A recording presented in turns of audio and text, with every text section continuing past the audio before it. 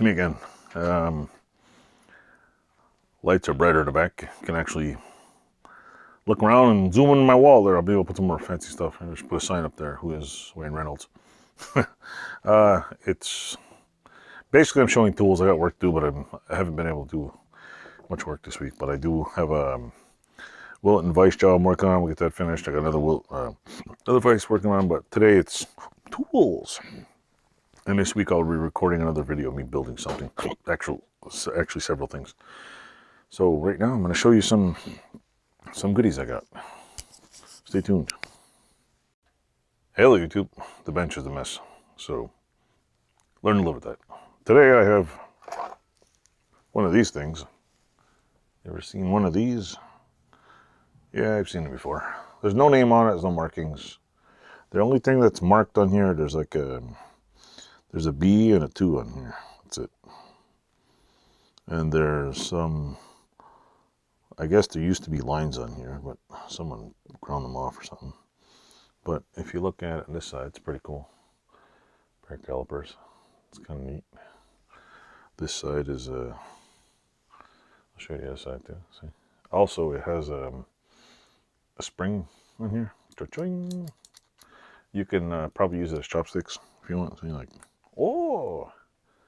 So, cheating chopsticks. I picked these up. They're like, cost me nothing.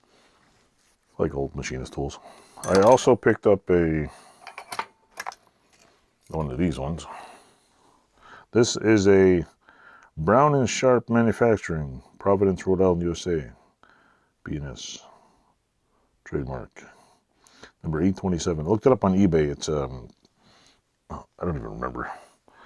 Look up Brown & Sharp 827 eBay. It's pretty cool. It's basically, it goes this way, or you can flip it around, put it that way. See? It goes one way and goes both ways. There's markings on it right there. So if that's your tool marking, I have your tool. The Brown & Sharp logo is very hard to see, but it's right. If you can see that. Goddamn tool makers. See, at least these ones, the Brown & Sharp logo, be on there forever. But when you take like, I don't know, stuff like this, see the little laser etch crap? I think it's gonna be gone in a couple of years. Yeah, the tool might be around for 30 years, but you'll never know who made it. You'll have to guess by photos or something. Another thing I got, add to the pile of stuff, is a Starrett satin chrome micrometer. This was like ultra cheap. Comes in the weathered red box. It's actually in really good shape. And since I'm not a machinist, I'm going to have to probably watch 500 videos to figure out how to work this thing. I'm not a machinist. I kind of get it. Like it's not, I know it's not rocket science, but I mean, it's machinists. Don't get me wrong. Machinists do a lot of work, and some of them may not have a $1 million college education, but goddamn, they know a lot.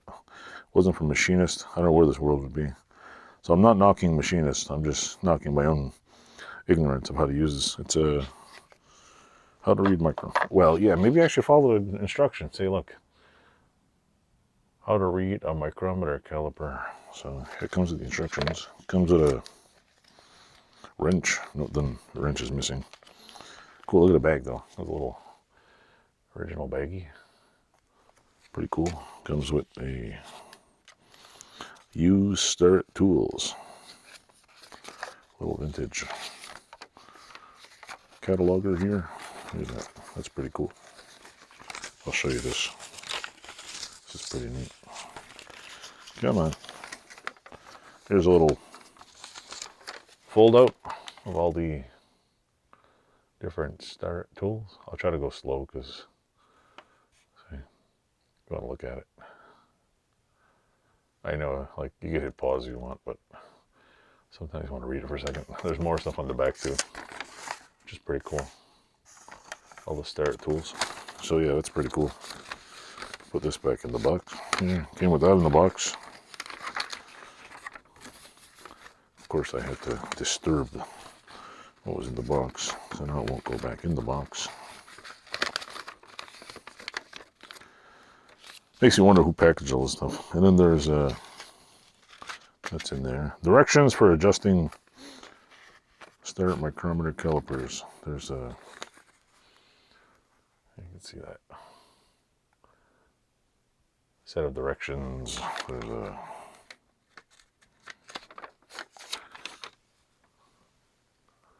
you can see that right there. There you go. Lighting is stupid in here.